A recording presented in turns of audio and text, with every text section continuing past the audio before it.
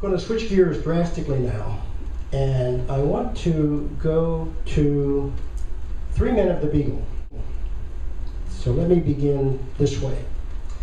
If I were to ask, who was that famous guy who was on the second voyage of the Beagle? The one that took almost 5 years. The guy whose works changed our view of ourselves. A man who is still being talked about and debated today. You would say, perfect, everybody gets an A. Darwin, yes. And there he is. Now, for an A+, if I were to ask, who was his taxi driver? Who was his chauffeur?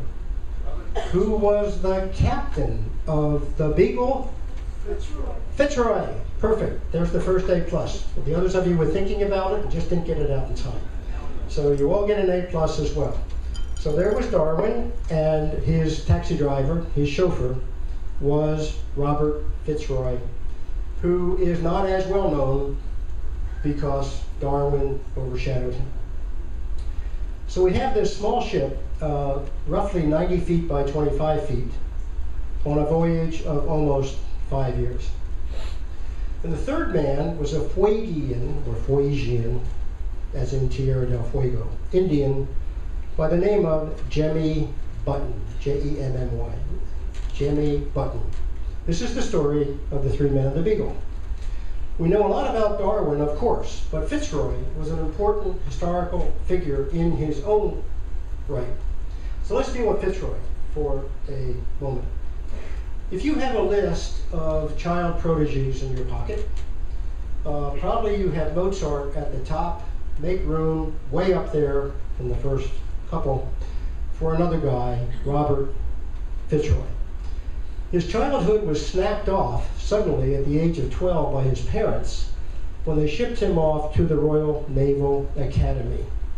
He was from a family of aristocrats. There were admirals and generals in his family, earls and dukes, members of parliament. He starts out with some family money. That's not how he ends up, but he starts out with some family money. At the Royal Naval Academy, he was a dazzling student.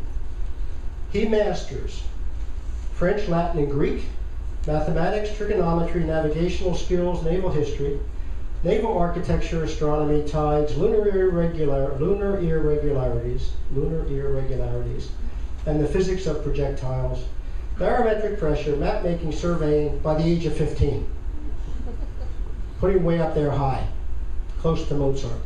He's a rising star in the eyes of the Navy, and so at this ripe old age of 15, they send him out on a number of different ships with a number of different jobs, mostly in the Mediterranean and then into South America. While on assignment in South America, there is another ship in port. And the captain, a guy by the name of Pringle Stokes, suffered from depression. And Pringle Stokes went ahead and committed suicide badly. He fired a bullet into his head, lingered for a week, finally died. His ship, the HMS Beagle, needed a new captain, and Fitzroy is named as the captain of the Beagle. This is the first voyage of the Beagle. Darwin's not around yet. We'll get to him in a minute. So Fitzroy continues the Beagle's task, which was mostly surveying, sails through the Beagle Channel, named for the Beagle ship, and he comes across the Fuegian, or Fuegian Indians in Tierra del Fuego. He is very much a believer in slavery, and he believes that these people, whose skin is very dark and who do not have civilized ways, are really of another species, a different species. This is a belief of Fitzroy.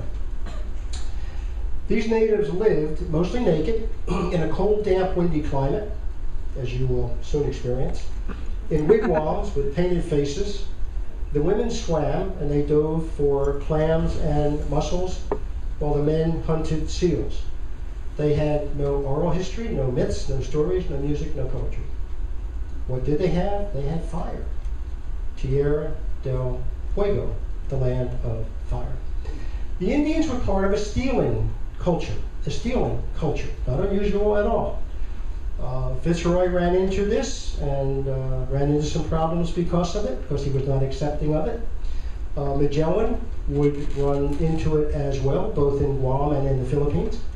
Captain Cook would run into it in Hawaii, and Fitzroy ran into it.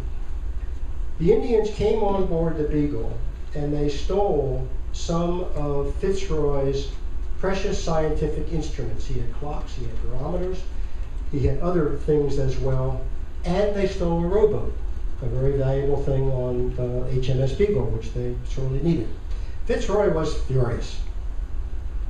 In retaliation, he took 4 hostages on board. 2 young men in their 20s, a boy in his teens, and a young girl of about 9 or 10 years old, and Fitzroy was going to hold them for ransom. Give me back my instruments, give me back my rowboat, and I will give you back your colleagues. But the Indians had no such concept of exchanging these goods back for ransom. They preferred to keep what they had stolen. So Fitzroy shifts gears. He's going to take them back to England.